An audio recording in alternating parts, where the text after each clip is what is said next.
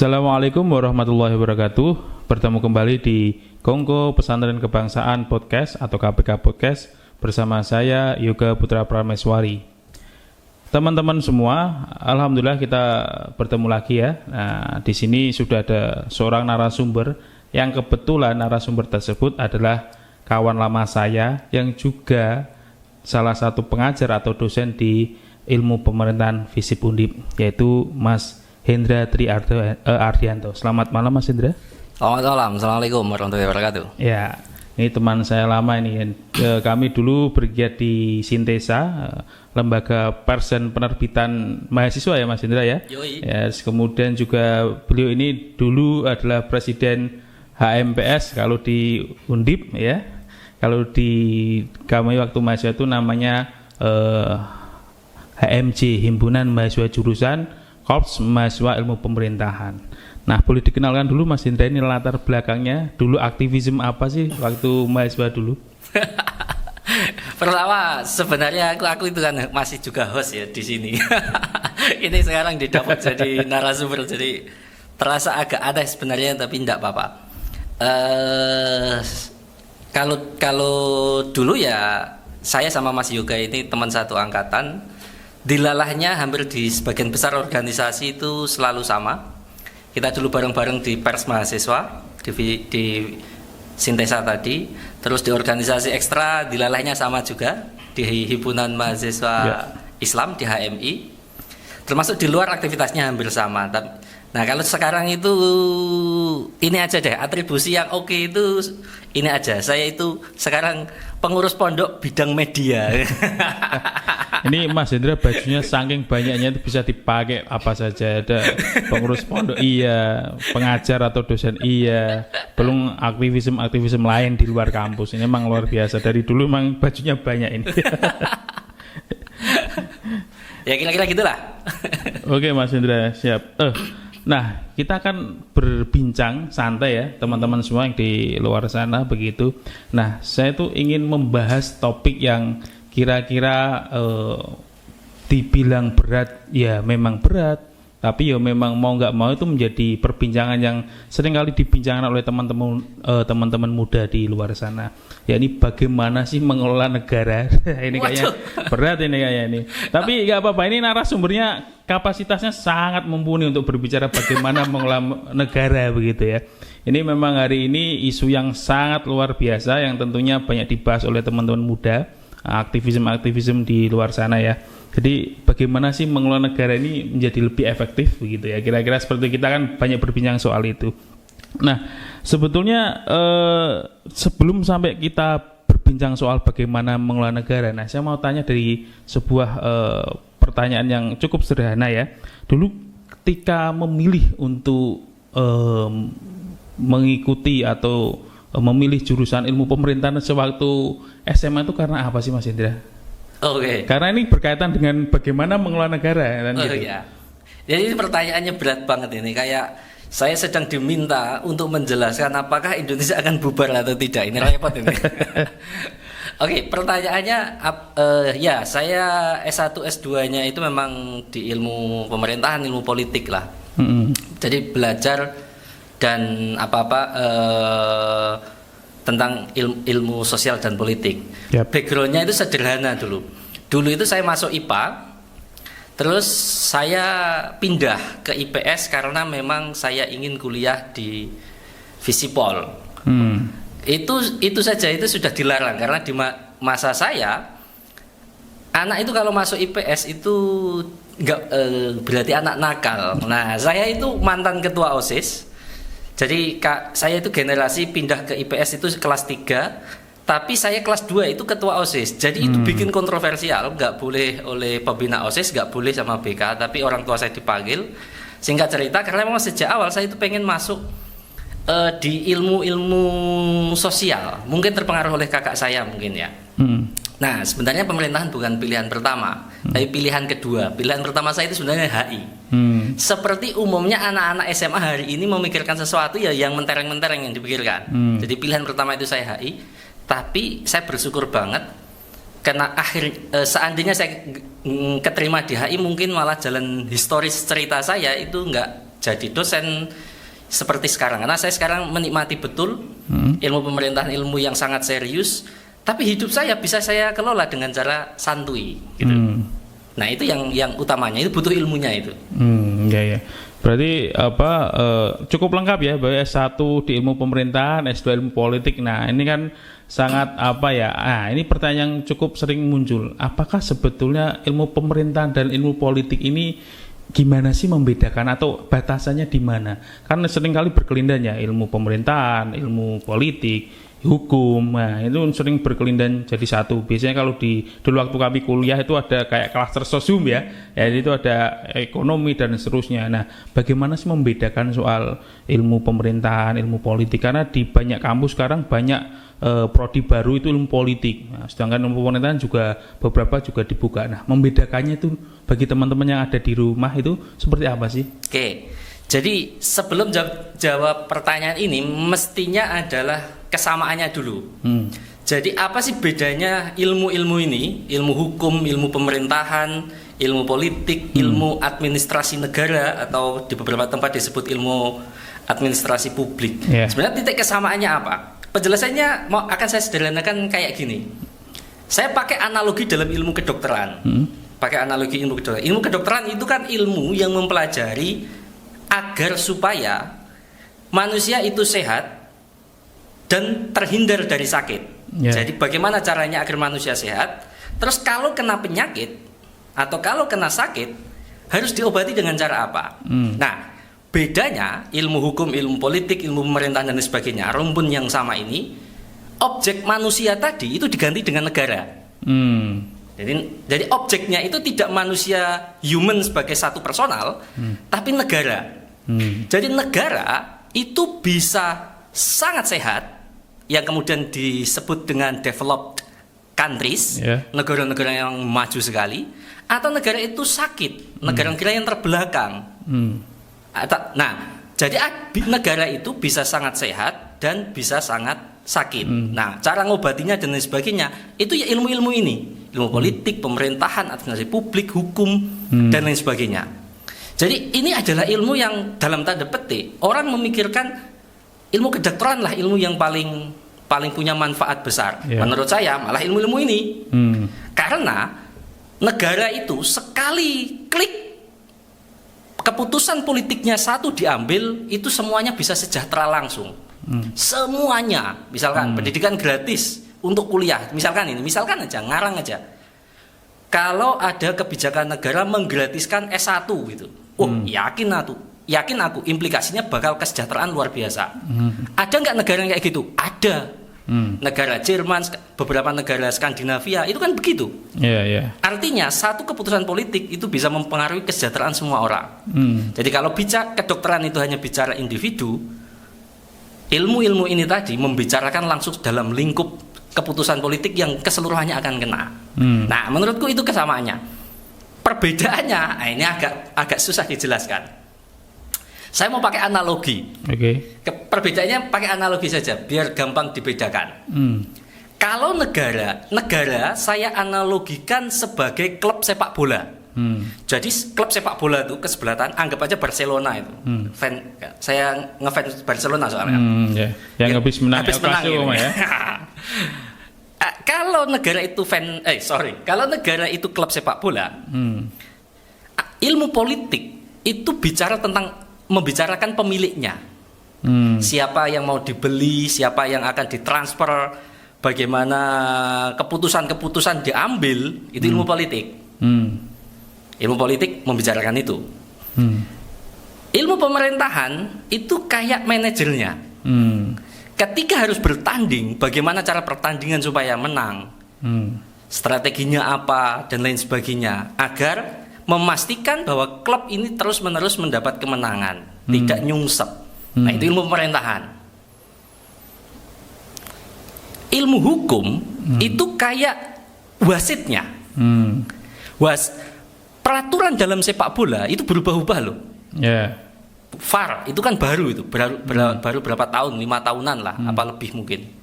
Atau ada aturan yang baru lagi, itu kan terus berkembang, terus-menerus berkembang. Dulu dinamis ya? Ya, dinamis. Maka ini ilmu hukum, bicarain perwasitan. pertandingan. Nah, analogi yang administrasi publik ini mumpung ada penonton dari administrasi publik, jadi jangan tersinggung ini. Karena ini analogi saya. Nanti dibalas saja kalau podcast berikutnya mau ditentang aja.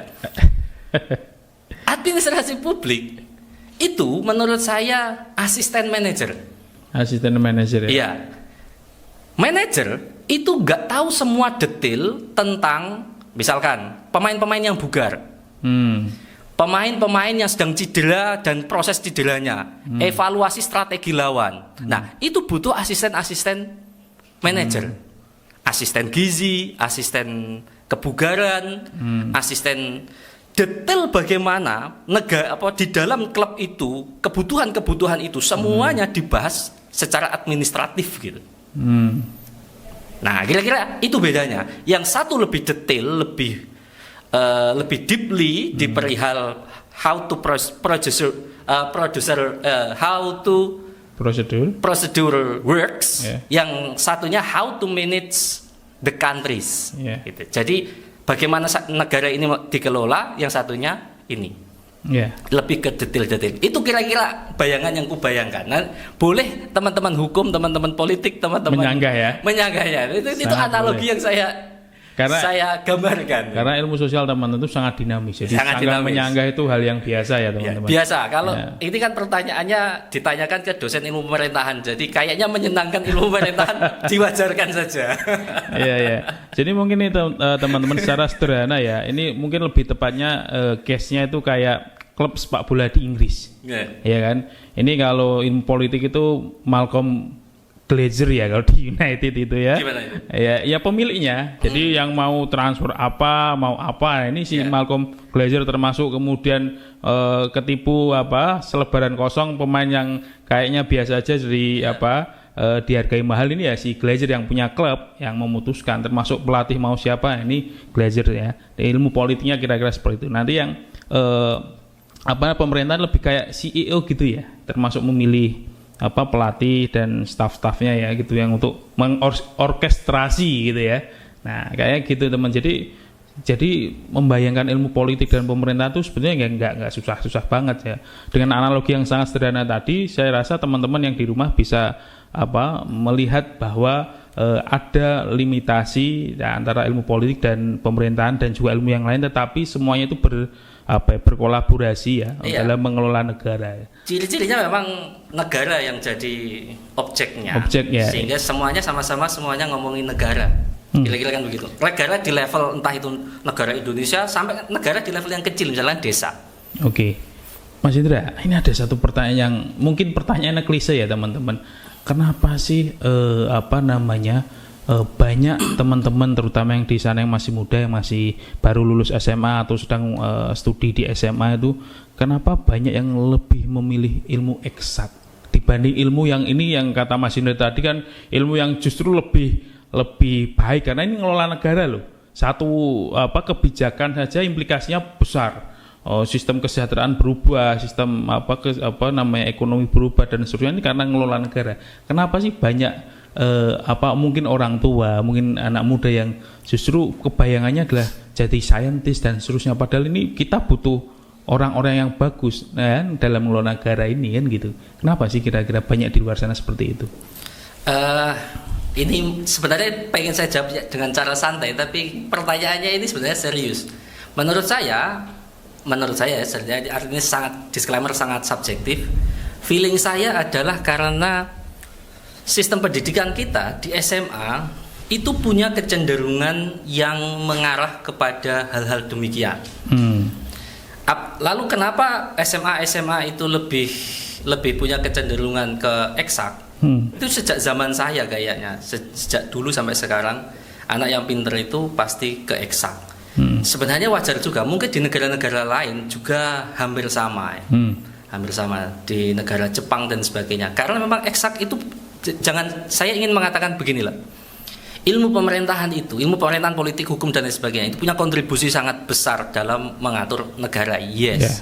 Tapi juga ilmu eksak itu punya kontribusi besar juga dalam mengubah perubahan peradaban sebuah bangsa atau negara dengan temuan-temuannya. Nah, cuma ada kecenderungan ilmu eksak itu lebih mudah dibayangkan. Penemuan terhadap satelit atau penemuan terhadap apa, biologi, fisika, itu kebayang itu.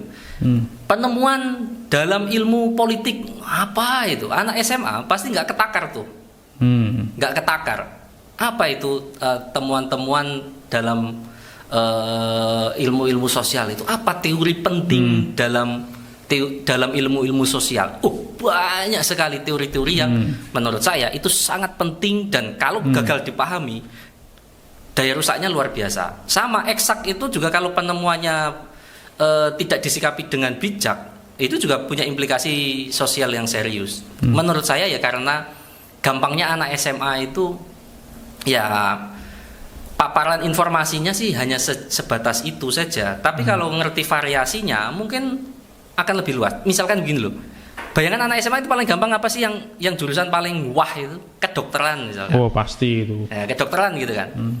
Kalau mau kedokteran hukum atau hukum itu juga terkenal juga. Yeah. Tapi kadang memilih kayak gitu itu hanya karena bukan tahu, tapi ya karena kayaknya itu yang menarik. Padahal kalau mau tahu, kalau sebenarnya tahu, kadang-kadang kamu harusnya tidak memilih jurusan itu. Ketika misalkan kamu ngambil hukum, padahal kamu itu anaknya sangat ekstrovert, tidak mau ngomong, tidak mau bicara, kamu kuliah hukum, udah mati karirmu Pak. Kamu nggak bisa jadi pengacara, jadi advokat, jadi hakim, kemampuan bicaramu rendah. Atau kamu itu anaknya jijian dengan apalah, dengan darah misalkan, masuk ilmu kedokteran, itu stres Pak. Iya, karena tiap hari ketemu dengan banyak di kedokteran itu masuknya bisa masuk, nggak bisa keluar, itu banyak yang cerita-cerita gitu. Dan cerita indah itu kadang-kadang hanya di atas kertas. Hari ini misalkan kedokteran itu di film-film banyak, ternyata berat sekali jadi dokter. Padahal kamu sejak awal bukan orang yang petarung, nggak suka belajar yang berat-berat. Jadi ini soal tahu dan tidak tahu aja. Yang distribusi tahu dan tidak tahu sangat menentukan preferensi mahasiswa, anak-anak SMA untuk pindah ke jurusan apa. Iya. Nah, apakah itu salah satu mungkin dikarenakan ini nggak sih Mas Hendra, prospek setelah lulus, sehingga kan kalau kedokteran kebayang jadi dokter, kuliah di hukum jadi lawyer, jadi legal officer dan seterusnya. Nah, sedangkan kayak misalnya di FISIP misalnya ada sosiologi, ada HI. Kalau HI mungkin kebayang diplomat, kalau pemerintahan kebayang ASN gitu-gitu ya. Sedangkan hari ini itu juga kalau kita bicara soal ASN, mungkin tidak setiap tahun ada pembukaan ASN. Nah ini apakah itu juga bisa menjadi sebab orang menjadi tidak terlalu senang kuliah di FISIP sehingga lebih banyak milih kayak hukum malah milih kedokteran? Ya, jawaban pastinya saya tentu saja nggak tahu ya. Anak-anak SMA hari ini itu apa yang diimajinasikan tentang ini. Tetapi memang belajar sesuatu itu ya mestinya inline. Mestinya inline dengan apa yang dia pelajari. Kalau tidak inline, biasanya akan gagal, menjadi fail, menjadi the loser, atau dia pun masih bisa sukses, tapi biasanya tidak sesuai dengan keilmuan. Ada beberapa nama misalkan orang yang kuliahnya apa, suksesnya di bidang apa. Dr. Tirta. Kuliahnya kedokteran. Ya, S2 ambil bisnis manajemen kayaknya. Ya, tapi suksesnya kan bukan sebagai dokter. Sebagai bisnis sepatunya itu. Influencernya lah. Ada Joko Anwar. Kuliahnya teknik gitu, anak ITB yo. Sekarang jadi sutradara top di Indonesia. Ya, tapi itu kan sangat sedikit. Sebenarnya yang paling banyak adalah yang loser tadi, karena kuliah sejak awal tidak difikirkan secara matang, ngambil jurusan sejak awal nggak ngerti medan, tidak punya bayangan imajinasi ke depan, endingnya banyak yang fail. Cerita kayak Dr. Tirta, Joko Anwar yang pindah, kesuksesannya diambil bukan dari ini, itu cerita menurut saya cerita minor. Mayornya itu ya malah yang nggak tahu jurusannya itu yang menjadi masalah. Ya ini mungkin kira-kira kayak makanya penting anak SMA itu sudah mikir kamu itu mau jadi apa, itu harusnya dipikir penting, dipikir serius. Ya berarti ini kira-kira kayak ini ya, yang mungkin anak-anak sekarang yang di rumah itu memikirkan, siapa itu yang punya Apple, Steve Jobs ya, Steve Jobs atau Mark Zuckerberg ya yang punya Facebook ya dan Metaverse itu, wah mereka nggak kuliah, nggak lulus jadi orang kaya. Mikirnya kayak Tapi gitu. ada bedanya. Kalau contohnya orang-orang itu dengan anggap saja mahasiswa ya. Mahasiswa saya itu banyak juga, saya kalau ngobrol banyak juga yang nggak tahu besok itu mau jadi apa. Ketika kita menotis Mark Zuckerberg, terus Steve Jobs dan lain sebagainya, yang harus diingat itu bukan perkara kuliah dan tidak kuliahnya. Nah, apa itu Mas Indra? Tapi dia itu sudah tahu mau jadi apa. Steve Jobs itu tahu kenapa aku harus keluar kuliah, atau Mark Zuckerberg itu tahu aku keluar kuliah karena aku mau dedikasi ke sini. Nah, sedangkan hari ini banyak teman-teman masih bingung. Yang diobrolkan ini kan, alah nggak kuliah juga bisa sukses. Oke, sukses. Mau jadi apa? Nanti dipikir mengalir. Insya Allah kalau dipikir mengalir, yakin aku pasti tenggelam. Iya. Nggak bisa. Proses itu tidak sesuatu itu sudah harus diketahui, diinginkan lah minimal. Cita-cita itu bahasa meraih cita-cita itu kan katanya itu kan meraih. Meraih itu aslinya effort. Bukan membiarkan dapat cita-cita, kan nggak ada, pasti meraih cita-cita. Artinya teman-teman harus sudah mulai mendesain ya. Iya. Mendesain besok mau jadi apa, dan sekali lagi hari ini sudah zamannya sosial media, sudah banyak informasi. Banyak sekali. Jadi teman-teman jangan sampai salah pilih kuliah. Sesuaikan dengan apa yang menjadi interest teman-teman, apa yang menjadi passion, dan sekali lagi jangan lupa untuk selalu belajar untuk selalu bertumbuh lah kalau katakanlah seperti. Nah, ini satu lagi nih Mas Indra. Mas Indra ini kan kita agak geser sedikit ya Mas Indra ya. Ini kan punya latar belakang sebagai pengajar. Udah cukup lama menjadi pengajar di ilmu pemerintahan FISIP Undip. Nah, selama mengampu perkuliahan di FISIP Undip nih Mas, yang ketemu banyak mahasiswa yang dari berbagai etnisitas, berbagai latar belakang. Nah, biasanya tantangannya apa sih Mas Indra ketemu dengan teman-teman muda ini, dan sebetulnya semenarik apa sih kuliah di ilmu pemerintahan FISIP Undip sih? Kuliah di FISIP Undip itu kuliah yang angkatannya banyak, jadi peluang masuknya itu tinggi sebenarnya. Berapa itu Mas Indra? Kalau nggak salah hari ini itu 200-an kan? Cukup banyak ya. 200-an. Kalau anggap aja 250, kalau pendaftarnya 1000 itu hanya berkompetisi 1 lawan 4. Peluangnya tinggi. Karena banyak itu mahasiswanya beragam. Nah, keberagaman inilah yang kadang-kadang saya sih santai saja ya, tapi kadang keberagaman ini yang menciptakan agak kesulitan dalam mengelola kelas karena beda latar belakang, beda region, beda kebiasaan. Terutama mahasiswa-mahasiswa maba, misalkan ada mahasiswa yang sangat, misalkan di kelas deh, ada mahasiswa yang matanya itu kelihatan banget dengan penuh keseriusan ingin mendapat sesuatu. Kalau ada pertanyaan langsung tiba-tiba ngacung gitu. Ada juga yang Masya Allah, kalau di kelas itu ya kayaknya ini mending kamu tidur deh. Itu ada, jadi keragaman itu kayak nggak satu frekuensi. Dan mungkin juga anak-anak yang begini tadi, yang tadi meraba-raba, aku itu sebenarnya masuk pemerintahan itu buat apa, itu nggak kebayang. Belum kebayang. Nah, kalau serunya, aku pikir sangat seru ya. Mata kuliahku itu seru-seru, terutama. Apa itu? Satu saja mungkin. Satu ya, misalkan itu aja deh. Itu praktik penelitian. Ini semester 5 setelah mahasiswa menyelesaikan metodologi dan pengantar soal metodologi dan metode sudah dapat, akhirnya kemudian mereka mengambil mata kuliah perencanaan dan praktik penelitian. Jadi beneran praktik penelitian, tapi bukan untuk skripsi loh. Bener-bener gimana sih periset itu menghasilkan temuan gitu.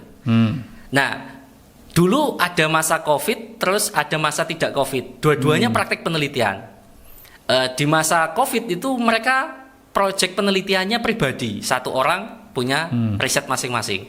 Temuannya bagus-bagus, artikel riset mereka itu seru-seru sekali. Ada yang riset tentang sosialita di kalangan istri dosen. Karena ada itu riset tentang ibunya sendiri sebenarnya. Etnografi ibunya dan teman-temannya. Itu saya baru tahu ternyata istri dosen yang kaya-kaya itu arisannya bisa sampai sekian juta. Tapi bukan di Undip ya, itu kayaknya di ITB apa IPB ya bapaknya, karena bapaknya profesor. Atau ada yang riset mahasiswa di Bandungan. Jadi dia itu tinggal di Bandungan, riset tentang prostitusi. Karena lingkungan sekitarnya itu prostitusi. Dan kalau dan akhirnya itu jadi skripsi itu dari mata kuliah itu. Itu pas era Covid. Nah, setelah era non-Covid, itu risetnya kelompok dan temuannya menarik-menarik. Saya itu paling suka itu kalau ketika sudah proses bimbing, waktu berhasil kesimpulan. Nah, ini menarik. Kalian penonton bisa cek, ini kesimpulan-kesimpulan yang muncul di kelas saya.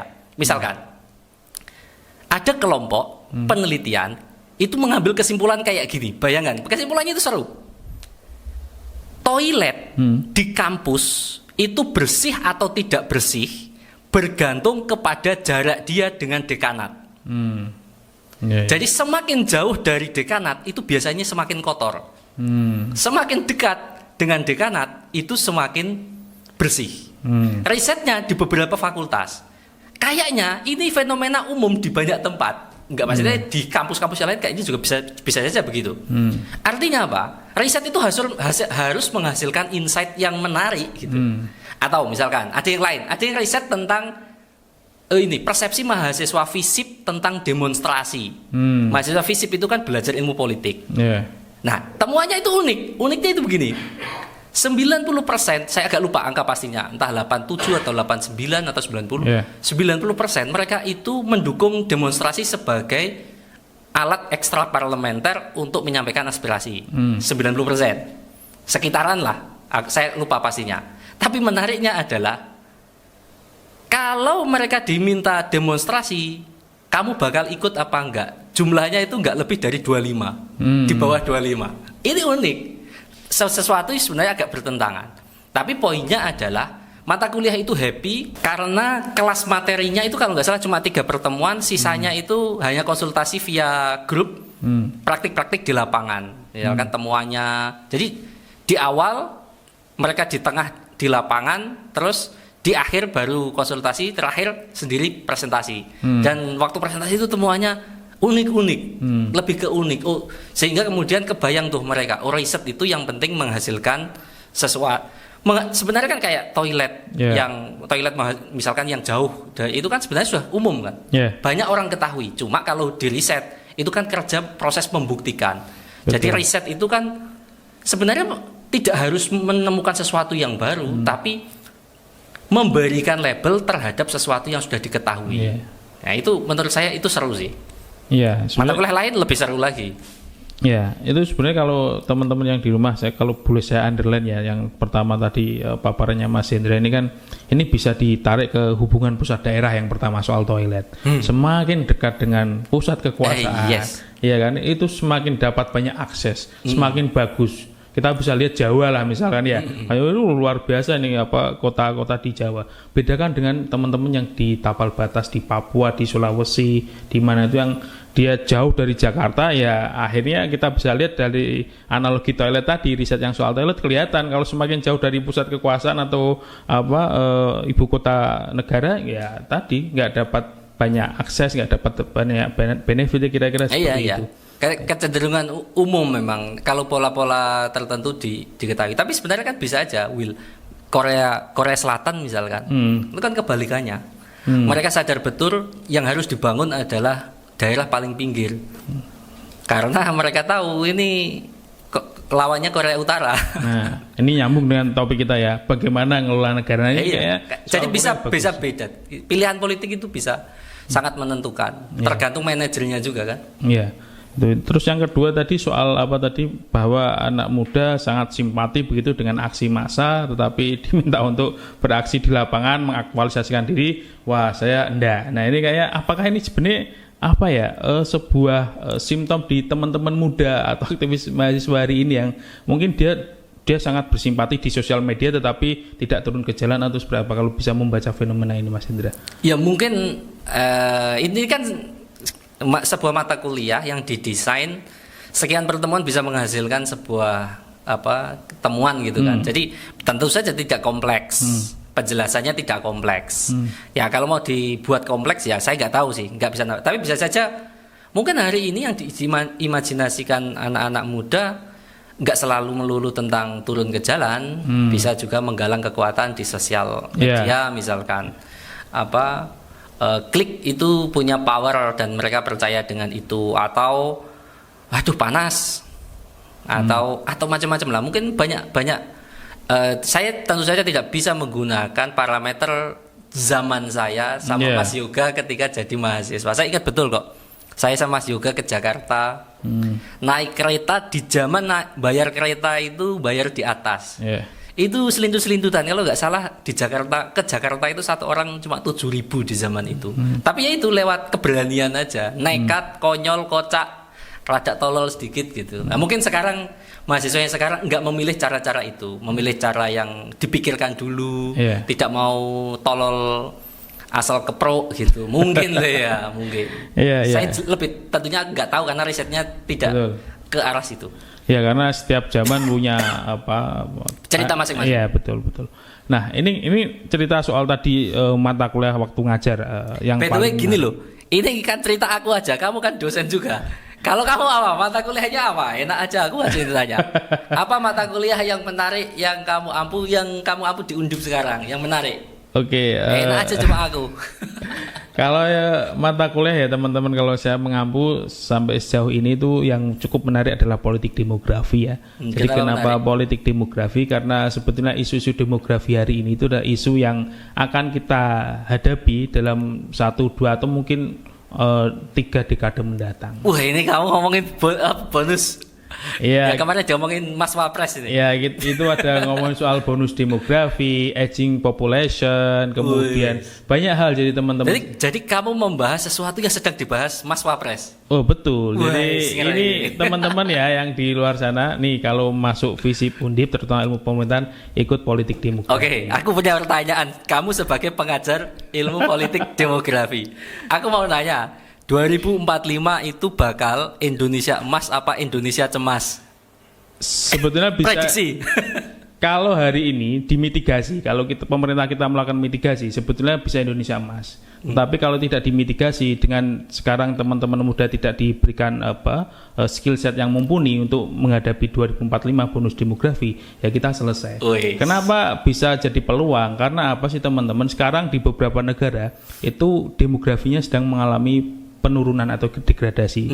Sebagai contoh Jepang paling parah, Australia dan seterusnya. Artinya makanya kalau teman-teman di luar sana ya lihat banyak YouTuber Indonesia yang dari Jawa itu bahkan dia hidup di Jepang sebagai petani dan seterusnya. Artinya peluang Indonesia untuk menjadi pekerja di sana itu sangat tinggi. Nah itu harus disiapkan skill setnya. Kalau enggak ya kita yang akan bingung sendiri karena demografinya banyak tapi lapangan pekerjaannya sedikit. Nah ini jawaban intelektual itu gini nih. Nggak mau langsung nggak itu kayaknya kita cemas gitu, atau kita terlalu optimis emas gitu. Oke. Ya itu yang kira-kira menarik teman. Dan satu lagi politik demografi juga sangat berkelindahan ya teman-teman dengan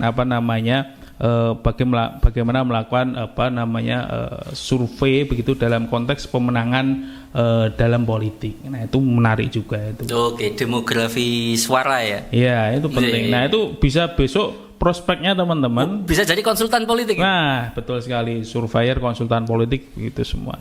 Lalu demografi politik dalam konteks kebijakan. Nah itu kita bisa jadi para pengambil keputusan, analis kebijakan dan seterusnya. Itu keren. Oke. Itu ya. Nah ini saya mau tanya ke Mas Hendra nih. Nah ini kan bicara soal mengajar waktu di Undip. Nah dulu mata kuliah waktu mahasiswa yang paling diingat, paling berkesan dan sebetulnya ingin juga diajar begitu ke teman-teman mahasiswa sekarang itu apa? Waktu dulu. Mata kuliah? Iya, waktu zaman mahasiswa yang paling mengesankan, paling menarik lah. Mata kuliah paling menarik, skripsi kayaknya. Skripsi. Gimana itu ceritanya? Ya karena banyak sejarah saya punya banyak memori yang menarik di skripsi. Itu aja sih. Jadi sangat personal, bukan karena skripsi itu. Ya mungkin skripsi banyak manfaat ya. Saya kira skripsi punya manfaatnya sangat banyak bagi kita. Tapi kenapa saya milih skripsi? Karena ada banyak memori di sana. Satu, skripsi saya itu disponsori oleh Pak Pratikno. Siapa itu? Boleh di underline? Mantan Mensesnek, sekarang menteri apa sih? Menteri PMK. Jadi saya dulu jadi asistennya, kebetulan riset di Solo. Jadi saya dikirim, ya udah sekalian skripsi. Saya penelitian, sebagai asisten penelitian, sekaligus saya putar otak supaya jadi tema skripsi. 1.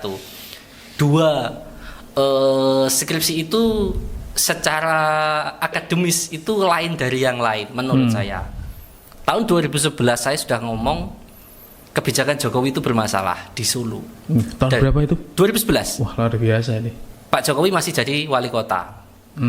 Ketika semua orang mengatakan sukses kebijakannya, skripsi saya mengatakan fail. Itu kesimpulan skripsi saya. Dan bisa dibaca kok di UGM. Juga sudah diterbitkan dalam bentuk jurnal. Di jurnal GSP ada itu penjelasannya. Argumentasinya akademis, tidak emosional. Nggak ada kepentingan saya tahun 2011 mau mengatakan bagus atau enggak. Jadi murni temuan lapangan. Terus yang ketiga, yang paling memorable adalah setelah sidang ujian, waktu itu pengujinya adalah Profesor Purwosantoso, saya ingat betul itu rasa lemasnya ujian itu. 90% naskah itu secara kebahasaan direvisi. Jadi saya kayak nulis kayak SPBU itu. Mulai dari nol ya Bang gitu kira-kira. Jadi proses nulisnya setelah ujian itu kayak nulis ulang. Kenapa itu sampai harus merevisi tata bahasa? Saat itu jadi kan gini, bahasa temuannya ya begini. Jokowi itu sukses di Solo karena dibaca secara teknokratis.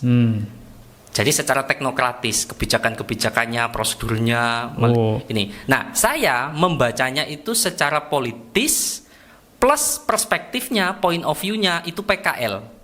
Jadi perspektifnya itu perspektif PKL. Jadi saya itu hanya wawancara PKL semua. Ya ada sih wawancara dengan pasar ada. Tapi ini perspektifnya PKL. Nah, saat sidang kata penguji, ini perspektif di dalam naskah semuanya nyampur. Tidak jelas. Kadang teknokratis, kadang masyarakat. Nah, sekarang saya diminta kamu mau konsisten di mana? Jadi itu komentarnya itu sebenarnya satu. Kamu kalau nulis itu must be consistent. Positioningnya apa sih? Positioningmu dalam riset apa? Kalau kamu bilang society point of view atau apa perspektif masyarakat, ya sudah konsisten di situ. Nah, konsekuensinya itu ya udah nulis ulang. Datanya sama, analisanya hampir sama, tapi secara kebahasaan harus ditata ulang. Wah, dan itu wow. Tapi setelah selesai itu sangat puas sekali. Konon kabarnya itu mau dibukukan sebagai skripsi terbaik. Iya, saat itu terpilih jadi skripsi terbaik juga. Tesis saya juga sebenarnya kepilih. Skripsi itu kepilih. Cuma waktu itu saya kerja di pusat studi, dilalah pas penelitian ke Papua. Dan di Papua itu masa deadline. Saya nggak sempat. Akhirnya saya ditinggal dalam publikasi. Nah, kemudian terpaut beberapa bulan ada jurnal sedang open artikel, saya tulis dan lolos di sana. Jurnal ini sekarang sudah Scopus Q3 kalau nggak salah. Sekarang, dulu sih enggak. Ya. Jurnal gitu. Sosial Politik ya. GSP ya. Ada di situ itu ceritanya kalau mau tahu perspektif tahun 2019 tentang Solo. Berarti risetnya Mas Hendra ini beyond ya. Jadi tahu sebelum Pak Jokowi jadi presiden tahu bahwa kebijakannya sebenarnya bukan risetnya beyond, tapi rata-rata riset itu biasanya selalu menghasilkan cerita yang jujur. Itu aja sih. Selama riset itu normal, dia akan selalu bicara secara jujur. Rata-rata begitu. Jadi kan kira-kira sepakat bahwa peneliti itu boleh salah tetapi tidak boleh bohong dalam gitu. Kan itu kan tradisi di akademik itu kan. Ya. Peneliti salah nggak apa-apa. Even seandainya skripsi itu dibantah dan ada yang tidak sepakat, itu biasa. Ya. Jadi nggak boleh tuh ada seorang peneliti atau ilmuwan, saintis atau siapapun lah Kayak di TV-TV itu kan kayaknya nggak ada celah salah deh. Nggak boleh. Saintis itu boleh salah. Karena kalau saintis nggak boleh salah, ya teori nggak berkembang dong. Iya. Padahal dalam ilmu sosial itu sangat dinamis. Nggak hanya ilmu sosial, ilmu eksak kan berkembang juga.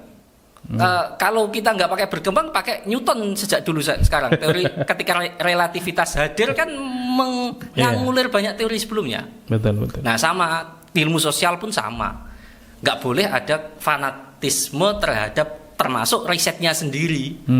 Bahwa ini riset yang paling benar, nggak bisa. Nama itu tradisi, makanya di akademisi debat itu bisa sangat keras, tapi pasti nggak akan berujung kepada kekerasan, karena mereka punya positioning yang sama. Aku mungkin salah, dan aku bertahan dengan argumenku, kan itu sebenarnya. Ya. Oke Mas Indra, nah cerita sedikit ya dulu waktu di mahasiswa. Pengalaman apa sih yang paling berkesan ketika menjadi mahasiswa aktivis ya? Dulu di Sintesa ya kan, dulu di Komap, dulu di HMI. Nah, apa sih yang paling mengena, momen yang paling mengena? Apakah dapat pacaran sama berapa mantan di sana kalian gitu. Nah, biar tahu bahwa dosen itu juga punya cerita di waktu mahasiswa yang mungkin nggak terkesan garang gitu, tapi sangat mengesankan waktu mahasiswa dulu. Ya aku tak suruh cerita yang aneh-aneh disungkan dengan mahasiswa aku sekarang toh. Iya, nggak tahu aku. Mungkin momen yang sebenarnya momen itu banyak yang terkait dengan kamu kan, maksudku. Misalkan gini, nyalon ketua Komap, itu aku ingat betul itu kamu dan teman-teman sebenarnya yang endorse. Aku nggak terlalu tertarik itu jadi ketua Komap, hanya karena kalian ingin mengalahkan GMNI saat itu. Kalian minta tolong aku. Caranya pokoknya GMNI nggak menang lagi. Mereka sudah berkuasa puluhan tahun. Terus kamu meyakinkan aku, oke, kamu Dra ini gini. Akhirnya aku, ya tapi Komap sih menurutku waktu pemilihan Komap itu mungkin yang sangat berkesan. Aku dapat trust banyak dari teman-teman.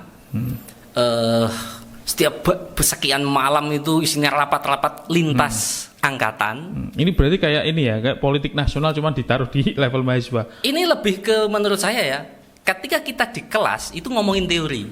Waktu saya maju itu praktek teorinya. Wah ya, praktek politiknya ini. Malam hari itu selalu ngobrol lintas angkatan, kakak tingkat, adik tingkat, bagaimana strateginya supaya ngalahin GMNI saat itu.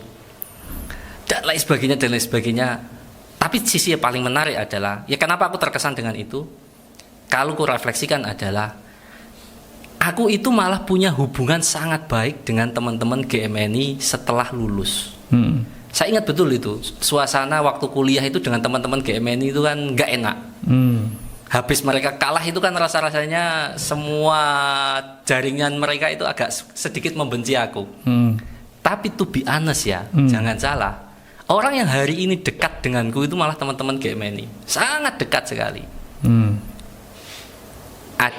Wakil ketua Komap yang dulu dikalahin, sekarang adiknya jadi dosen di Undip. Adiknya itu dititipkan ke saya, ini tolong kamu jadi kakak buat dia.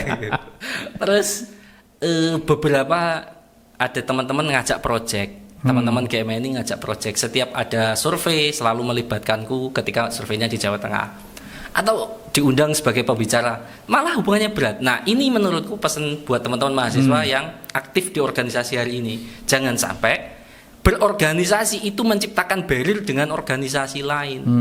Berorganisasi itu tumbuh berdewasa, tapi the end of the day kamu bakal itu yang jadi temanmu.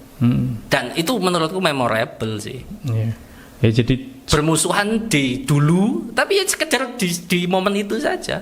Ya, sparring partner lah ya. Bahkan calon yang dulu kompetisi denganku, kemarin aku 2 tahun yang lalu podcast bersama, masih ada tuh di YouTube. Di YouTube ada podcast bareng dia.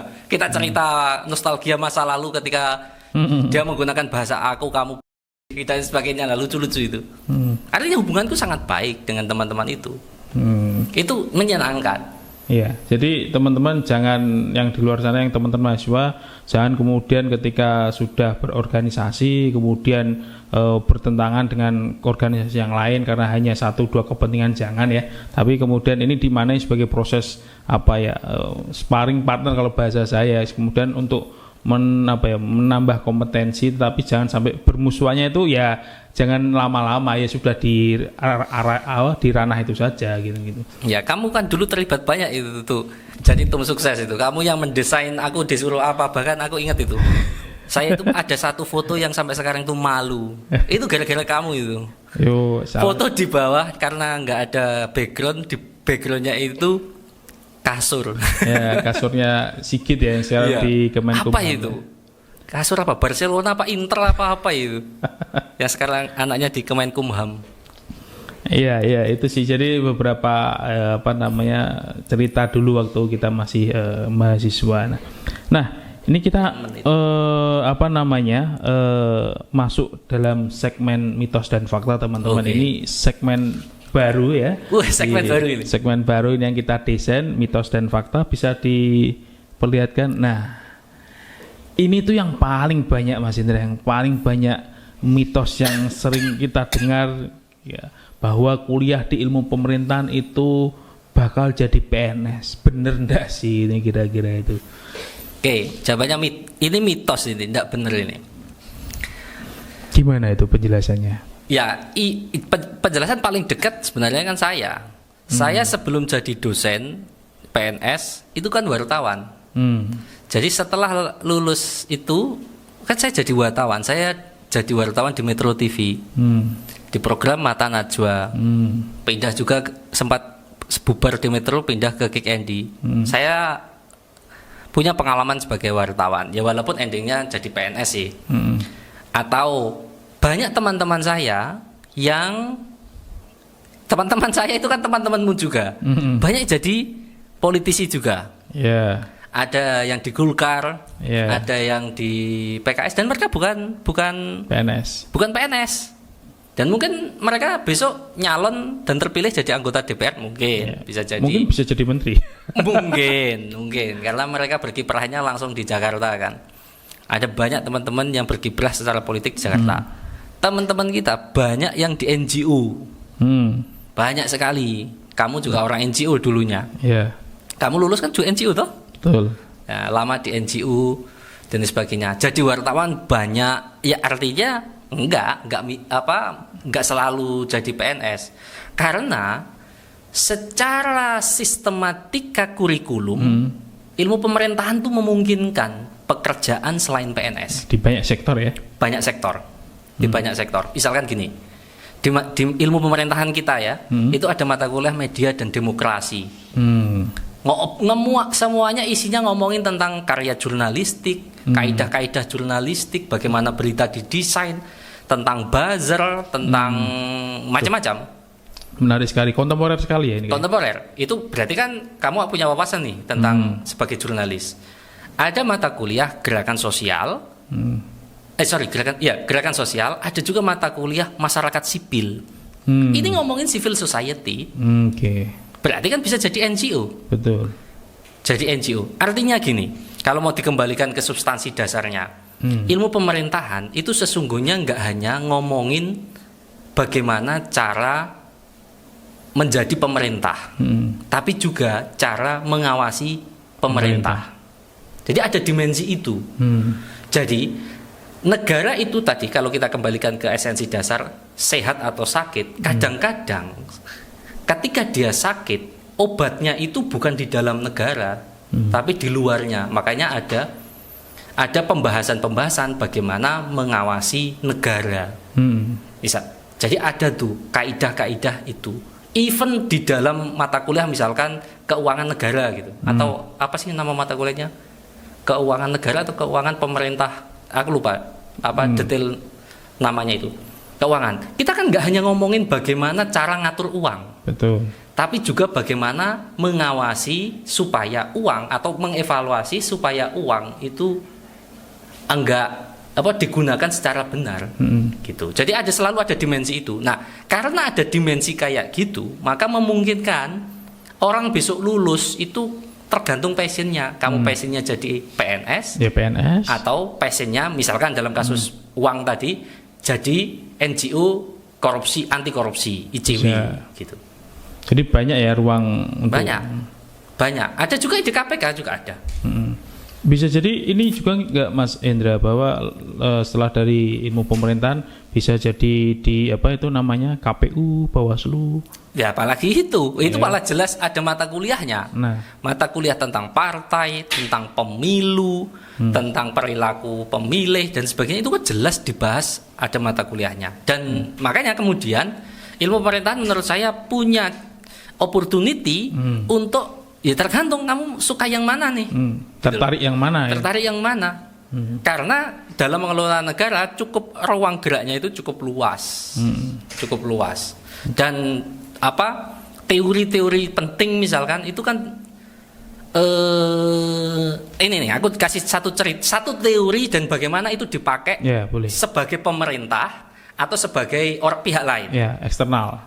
Misalkan ada konsep di dalam ilmu pemerintahan yang ini menurut aku asik ini, konsep ini. Money follow function. Money follows function. Uang itu mengikuti fungsi. Seolah-olah teori ini itu memang fungsinya bagi pemerintah. Jadi ketika pemerintah ingin bikin program, maka dipikirkannya itu bukan ada uangnya enggak, bukan begitu, tapi fungsinya buat apa? Fungsinya baru mengikuti. Nah, sekarang misalkan kita contoh efisiensi. Kemarin lagi rame kan efisiensi. Rame sekali, betul. Kalau kita tidak pakai kaidah yang benar, pasti ruwet itu. Proyek efisiensi. Misalkan gini, efisiensi yang terkenal kemarin itu adalah mengetapkan pengeluaran itu pergi ke kota lain atau apa sih istilahnya?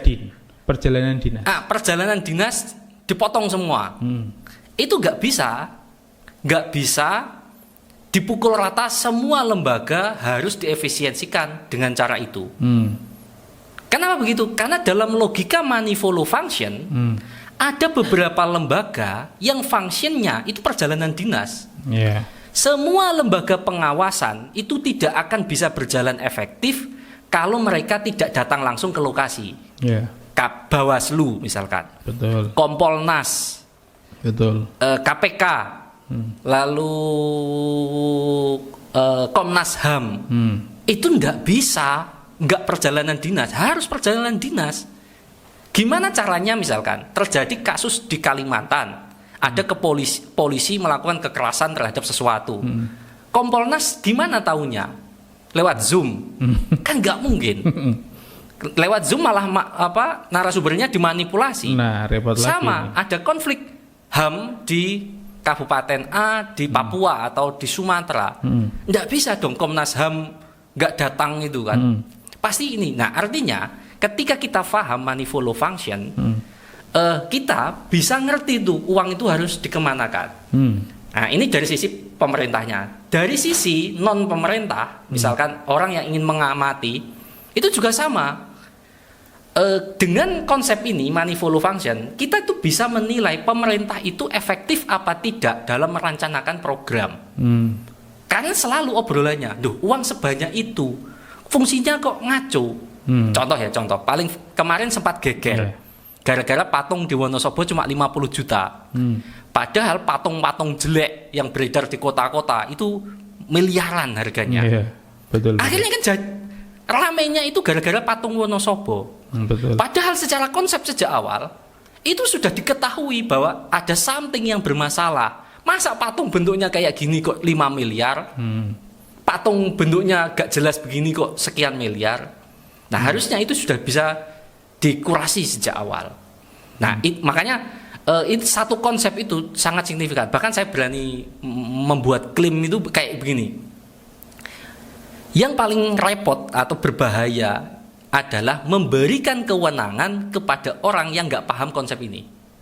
Jadi jangan sampai itu ada pejabat apapun jabatannya di titik apapun, sejak awal dia tidak pernah ngerti kaidah ini. Itu resiko loh. Karena dia akan membuat budgeting di institusinya, entah itu institusi apapun, kampus, institusi Pemda, institusi kementerian. itu nanti mainnya pokoknya. Ayo bikin ini. Lah buat apa? Pokoknya ngono, aku pengen ngono. Nah itu bahaya. Makanya kaidah ini itu di ilmu pemerintahan cukup mewarnai di banyak mata kuliah. Di keuangan daerah, desentralisasi, pemerintahan daerah itu banyak mewarnai. Karena akan bakal berbahaya atau riskan jika membuat program sejak awal tidak manifold function. Sri Mulyani pernah membongkar sebuah temuan menarik. Dana stunting di Indonesia 70% itu dipakai buat rapat di hotel. Itu kayak kemiskinan yang selalu didapatkan di hotel-hotel. Nah makanya itu kan orang yang itu kan apakah itu termasuk program stunting? Iya, ya rapat di hotel kan koordinasi untuk program anti stunting. Yes. Tapi ternyata kalau dipetain betulan itu 70%-nya ternyata ini. Itu baru 70-nya. Aku nggak tahu itu. 10%, 5%, 2%-nya itu baru buat beli telur dan susu kayaknya. Itu kan tragis.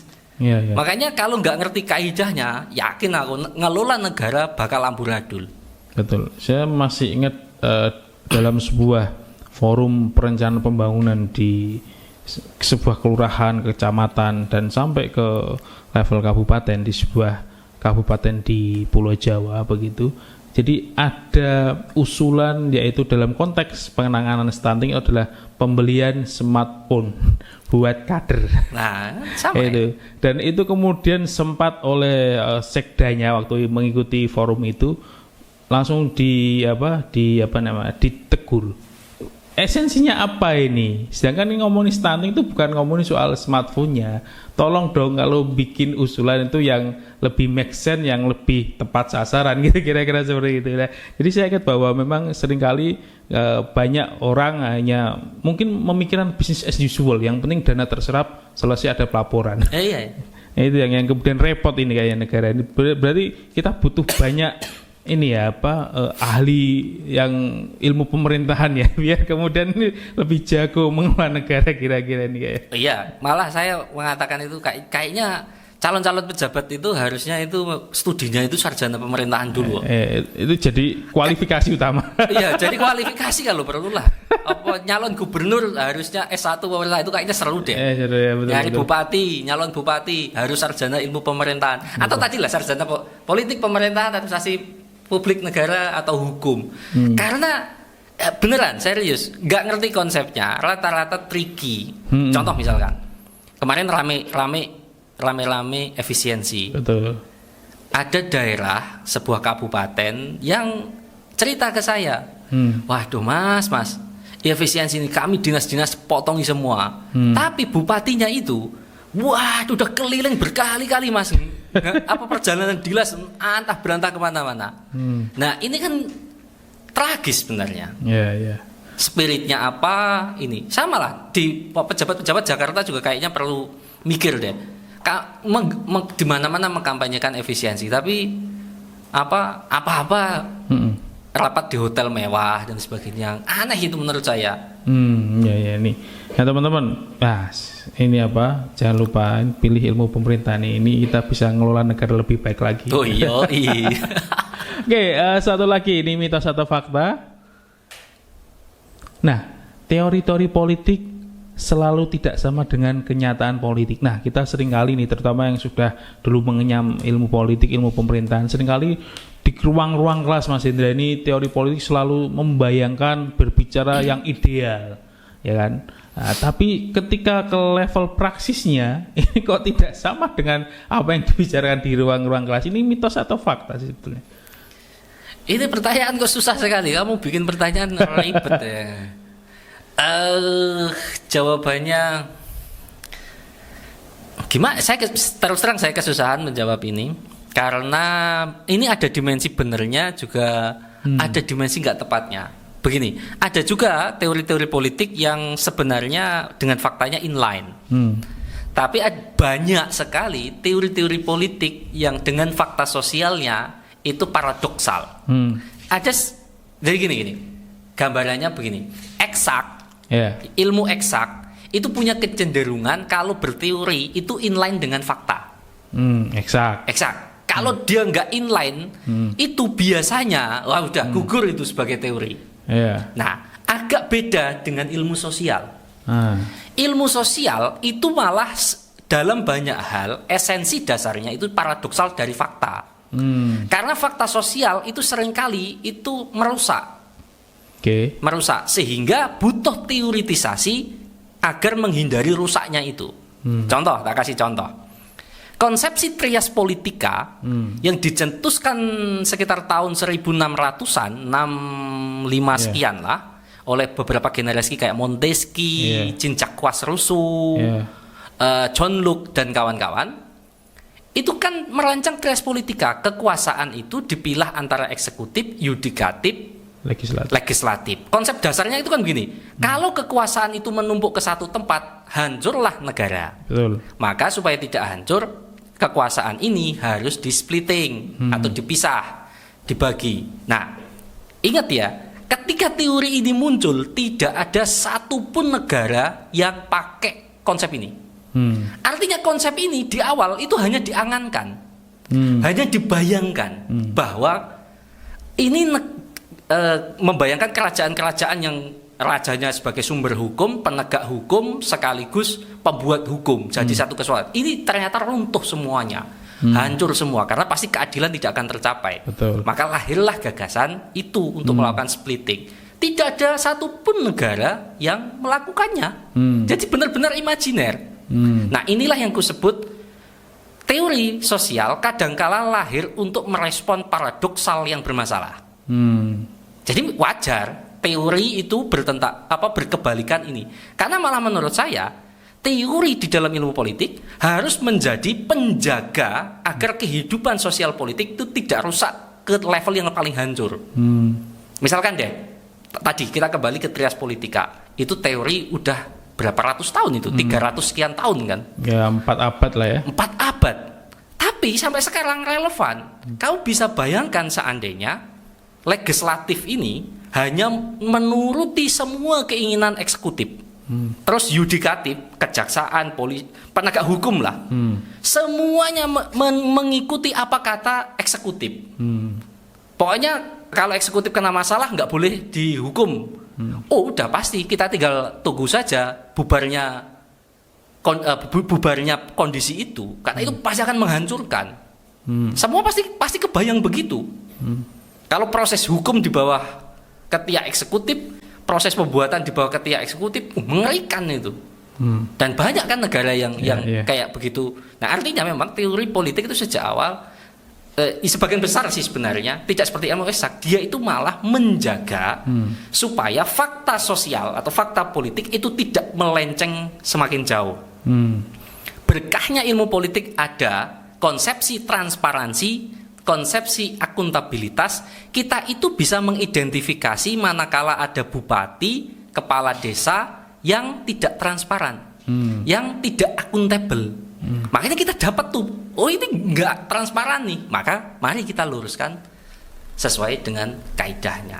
Kalau nggak ada konsepsi tentang transparan ya repot. Makanya inilah yang kadang-kadang membuat seolah-olah bagi orang yang tidak punya tradisi keilmuan sering tuh mencibir, alah teori tok fakta nih kayak gini. Enggak malah begitu.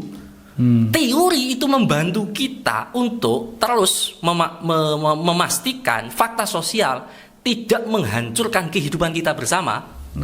Makanya semua sih menurutku di hukum, di administrasi publik, di politik, di pemerintahan rata-rata teori itu dalam rangka untuk menjaga agar fakta sosial itu tidak semakin destruktif.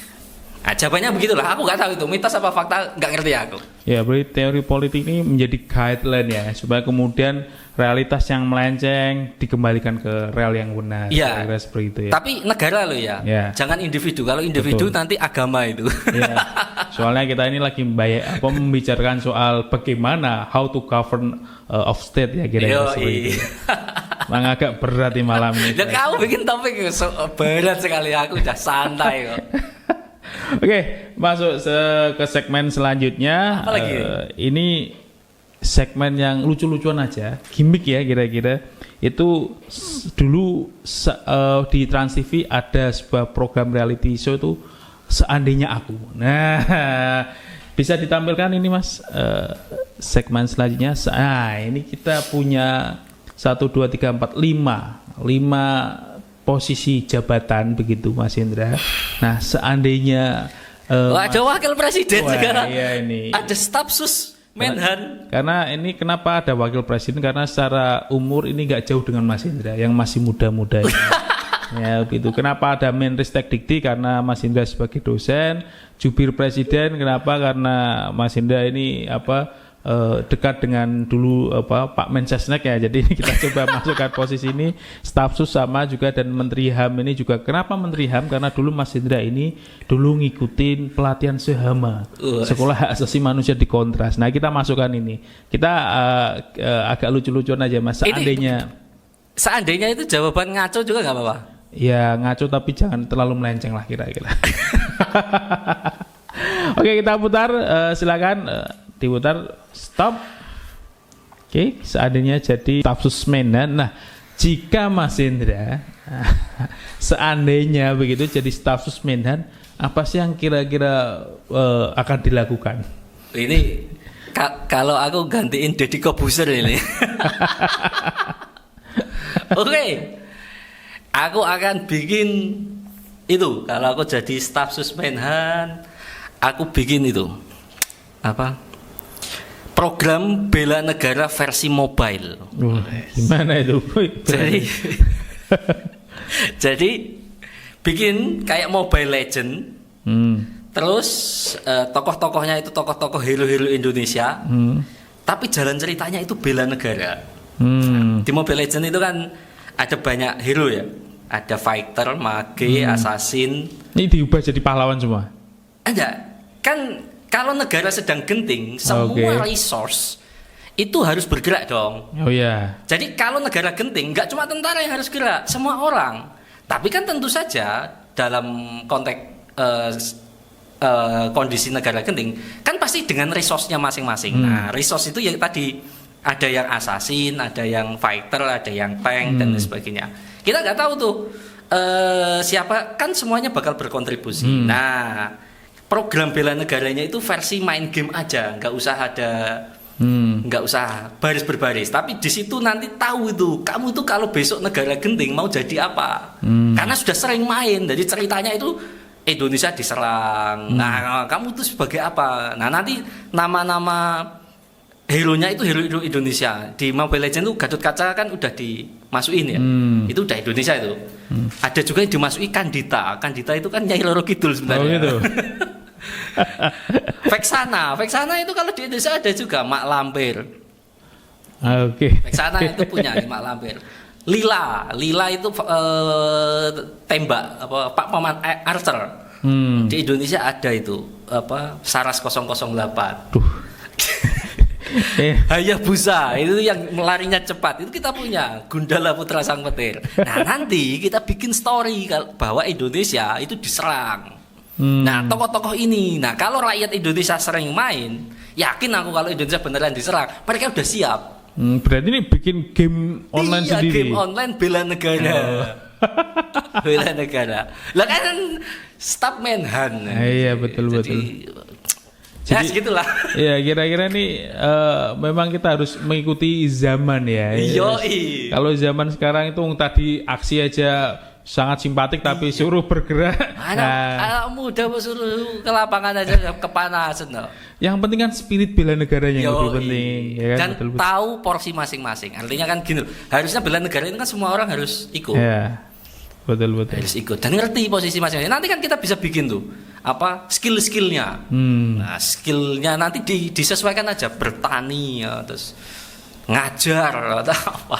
Iya karena selama kan nggak harus selalu skill-skill di ketentaraan untuk berperang. Betul. Ini apakah ini ya karena selama ini yang memaknai bela negara itu hanya militer sehingga versi bela negaranya ya seperti itu. Iya kan seharusnya bela negara itu domainnya warga negara kan. Nah betul. Artinya secara tafsir harusnya boleh ditafsirkan siapapun. Ya, even bahkan seorang ASN pun bekerja melayani publik dengan sangat prima itu bagian dari bela negara ya. Kalau kita ngomong historical, bahkan kemerdekaan Indonesia itu adalah disupport oleh orang-orang Indonesia yang di luar negeri. Termasuk besok seandainya Indonesia ini dapat serangan, jangan salah, orang-orang Indonesia yang di luar negeri itu support yang paling kuat juga. Jadi nggak harus selalu domainnya perlawanan fisik dengan militeristik. Berarti ada, apalagi sekarang perang sangat modern sekali. Betul ya. Ada reinterpretasi bela negara dan bikin mobile bela negara ini kayak misalkan sekarang lo perang. Betul. Perang yang paling ramai dibicarakan di bulan ini apa? Perang tarif. Iya. Itu perang apa coba? Enggak ada itu perang militer lawan militer, enggak. Betul. Itu perang dagangan diputar ke sebuah negara dan saling defense, saling attack. Iya. Ini perang-perang modern. Betul. Besok kita akan banyak model-model kayak gini. Makanya domain menyelamatkan bangsa nggak mesti harus logik militeristik. Betul. Ini yang orang sipil ya pengen tuh negaranya aman. Betul. Bertahan sama. Betul. Oke. Kita putar lagi satu kali lagi Mas Indra. Ini seandainya aku menjadi Menristek Dikti. Menristek Dikti, aku takut dipecat ini. Gimana? Kenapa harus Menristek Dikti? Nah, karena sebagai pengajar. Ini nanti kalau aku jawabnya ngaco ini dipecat ini. Gimana? Aku akan bikin program paragraf pertama latar belakang skripsi itu sesuatu yang lucu. Ini jadi, gimana nih penjelasannya? Saya itu gelisah dengan ketidakmampuan mahasiswa nulis latar belakang. Satu. Yang kedua, gelisah bahwa skripsi itu hanya dibaca oleh pembuatnya dan pengujinya. Gak ada satupun yang baca skripsi. Padahal dari Sabang sampai Merauke lulus S1 itu skripsi. Ini naskah yang sekali dibuat sekali ditinggalkan. Nah, cara agar skripsi itu ada yang mau buka lagi adalah membuat aturan tadi.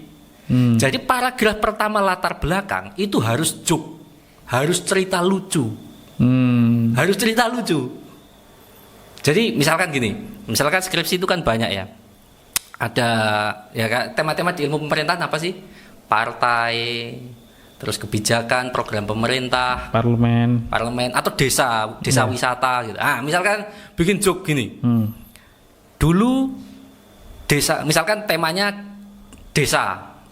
Pemerintahan, tentang pemerintahan desa. Nah, harus bikin joke itu di paragraf pertama. Dulu desa dikenal dengan 3T. Tertinggal, terluar, belakang, terluar, terdepan itu. Pokoknya 3T itulah. Nah, saat ini desa tidak lagi demikian, tapi 3S. Selfie, staycation, souvenir, gitu, atau apapun lah. Nah, tujuannya apa? Kalau latar belakang itu dari joke, itu besok kampus rame. Orang-orang yang mau stand up komedian tinggal datang aja ke kampus buka skripsi. Jadi ada gunanya itu. Ini guyon ya. Bukan nanti saya dijewer sama atasan di kampus. Nanti dikira ini sesuatu yang serius kok. Gue serius, aku serius sebagai usulan, tapi insya Allah tidak ada yang melaksanakan lah. Tapi ini kayaknya faedahnya bagus loh. Kamu bisa bayangkan itu kalau itu bimbing pun kan pasti nunggu. Revisimu mana? Aku pengen lihat joke terbarunya. Atau mungkin pas bimbingan disuruh ngejok dulu ya, stand up dulu ya. Iya. Jadi besok kampus itu di perpus itu isinya stand up komedian semua itu yang lagi kolak materi. Oke, ini satu pertanyaan terakhir Mas Indra, karena kita sudah berbicara banyak soal bagaimana ngelola negara, tapi dari contoh kecil sampai ke contoh yang besar. Nah, buat teman-teman di rumah yang hari ini sedang menempuh pendidikan di SMA atau hari ini sedang bergelut untuk mencari jurusan. Nah, tipsnya bagi teman-teman udah di sana, di luar sana, apa sih dalam memilih jurusan sehingga dia bisa mendesain masa depannya lebih baik lagi, dikaitkan dengan yang kita bicarakan pada malam hari ini. Waduh, berat sekali. Saya kok kebagian pertanyaan berat ya. Anak SMA dalam memutuskan jurusannya, betul, kaitannya dengan pembicaraan kita. Iya. Waduh, ini variabelnya sampai triple ya. Gini, saya pernah dengar sebuah, saya agak lupa di kontennya Gita Wirjawan atau malah di luar negeri ya. Okay. Jadi yang membedakan sistem pendidikan kita dengan beberapa negara maju itu terutama adalah ini ngobrolin SMA, SMP, SMA lah. Rata-rata pendidikan di negara-negara maju SMA itu membuat seseorang itu tahu besok bakal kuliah apa. Oh, berarti sudah didesain sejak SMA? Iya, bahkan kurikulumnya itu sudah sangat mengarahkan seseorang untuk ini. Kamu besok kuliah jadi kuliah seni musik gitu. Itu kayaknya sudah saya agak lupa. Ini di podcast apa sih penjelasannya itu. Nah, ini tentu saja kita nggak bisa tiba-tiba ngomong begitu kan. Misalkan sistem pendidikan kita kan tetap sama. Betul. SMA. Makanya ada penjurusan juga kan sekarang. Betul. Nah, mungkin ini kan penjurusannya itu mungkin lebih mengarahkan ke keinginan, bakat dan sebagainya. Itu sih sebenarnya PR-nya. Nah, cuma kan secara instan kita kan nggak bisa ngubah. Nah, makanya menurut saya pesan terkuat saya kepada para anak-anak SMA adalah kamu mending pikirkan banget deh, mau besok itu bukan kuliah apa, tapi pengen jadi apa. Orang luar negeri yang terutama negara-negara maju, mereka kebetulan aja sistem ekosistem sehari-harinya membuat mereka sudah punya itu tanpa mikir serius. Karena sudah kebiasaan di sistem pendidikannya gitu.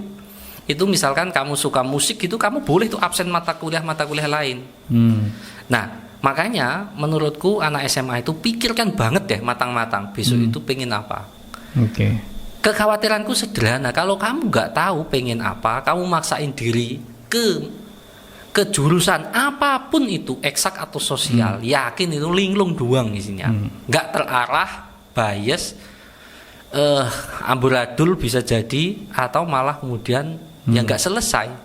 Itu yang sering tak amati itu ya biasanya begitu.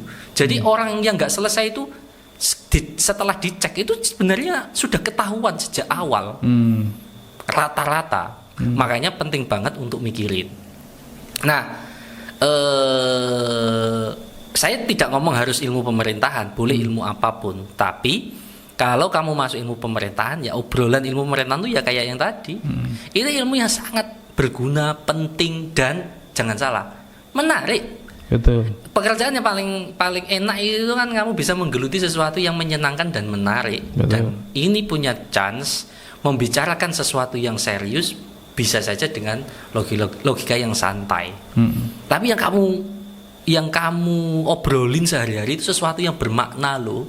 Sesuatu yang lebih baik. Betul. Membahas sesuatu yang lebih baik sehari-hari itu kan enak banget, Pak. Sesuatu yang menyenangkan. Betul. Karena kita selalu membahas sesuatu yang ideal. Jadi kita tahu ideal hidup yang itu seperti apa, hidup bersama seperti apa, negara yang baik itu seperti apa, bupati yang baik itu seperti apa, ngelola desa yang baik itu. Jadi ini menurutku ini ilmu yang seru banget. Ilmu pemerintahan worth it. Nah, kalau kamu tertarik, coba deh join di ilmu ini. Sangat seru menurutku. Tapi tadi tetap konsep dasarnya kamu harus tahu tuh kamu mau apa. Karena itu basic untuk penyelamatan kamu sukses apa enggak nanti di ilmu ini.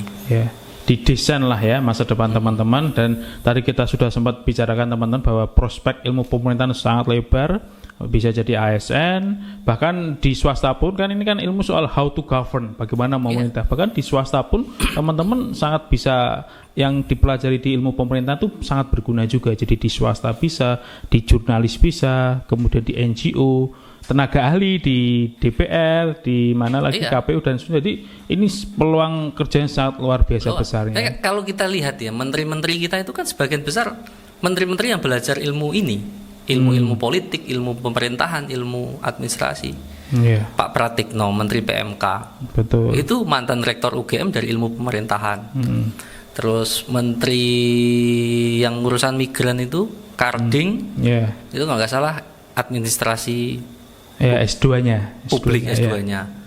Terus Muhaimin Iskandar itu dulu sosiatri. Betul. Dan banyak deh, kayaknya banyak banget orang-orang ya memang akhirnya kalau kamu mau jadi top yang mengatur banyak hajat hidup orang banyak, memang sebaiknya jadi ini deh. Ya, jadi ilmu pemerintahan ini. Setidaknya belajar ilmu pemerintahan dulu. Iya. Ya, gitu. Makanya menurut aku kalau mau disuruh bikin sebuah quote yang rada kasar gitu, Stafsus dan Wamen itu kayaknya wajib sarjana ilmu pemerintahan deh. Kalau menterinya oke, karena menteri itu dalam banyak hal jabatan politik. Tapi kalau Stafsus itu kan harusnya orang yang ahli. Betul, paham. Wamen itu menurutku oke lah. Kalau memang Wamen itu dibutuhkan sebagai pendamping menteri, maka dia harus orang yang ahli. Betul. Nah kalau dua-duanya, apalagi tiga-tiganya ini orang yang diambil karena politis saja, karena dulu membantu kampanye. Loh, ini habis menjabat ini nggak guyon loh. Iya, ngurusin negara loh. Iya, kalau nggak ngerti ngelolanya, nggak ngerti banyak hal, konsep-konsep dasar ngelola negara, wah nyungsep itu nggak jadi emas, jadi cemas. Nggak jadi cerah, malah jadi bubrah. Betul. Makanya ya itu kalau mau klaim besar ya itu. Orang staf ahli atau apapun itu harusnya itu double dari sarjana ilmu pemerintahan. Menurut gua aja sih. Harus terkualifikasi ilmu pemerintahan atau ilmu politik ya kira. Iya. Kayaknya begitu sih itu. Itu bagus juga itu jadi judul podcast itu. Oke, pertanyaan terakhir, closing statement dari Mas Hendra, dari kita dari depan sampai belakang ini ngomongin soal ngelola negara. Nah, ini inti ya, closing statementnya ini apa ini Mas Hendra? Waduh, ini kok masih ada core of the core-nya. Intinya bagi anak SMA daftar aja di ilmu pemerintahan. Bagi mahasiswa ilmu pemerintahan yang masih loyo, masih gak jelas, ini mulai sekarang belajarlah serius. Ini ilmu itu berguna banget. Signifikan kalian dedikasikan ilmu ini. Karena saya itu orang yang percaya siapa yang ada di jalan ilmu, masa depan akan cerah. Jadi bukan masalah ilmunya, tapi kamu mendedikasikan diri dalam ilmu. Betul. Itu ada itu di kontennya Pak Adnan itu ada itu. Yep. Jadi pokoknya serius aja belajar ilmu ini. Toh kamu juga udah dibayar 4 tahun untuk belajar ini. Jangan dibuat santai-santai. Nah, yang siswa-siswa di luar daftar aja. Seru, nanti ketemu saya, ketemu Mas Yoga, ketemu dosen-dosen seru lainnya. Pasti asik. Itu aja closing statement, jangan yang berat-berat. Siap. Ya, terima kasih Mas Hendra. Jadi saya ingin menggarisbawahi ya. Jadi saya selalu teringat dengan nasihat dari Mas Hendra bahwa investasi terbaik itu adalah investasi leher ke atas alias investasi pada ilmu pengetahuan. Jadi teman-teman, desain masa depan teman-teman jangan sampai salah pilih jurusan sehingga masa depan teman-teman bisa jadi lebih baik dari apa yang dibayangkan hari ini. Jadi tetap teman-teman stay tune terus di Kongko Pesantren Kebangsaan. Jangan lupa subscribe, like dan komen di KPK Podcast. Sampai bertemu minggu depan. Sampai jumpa.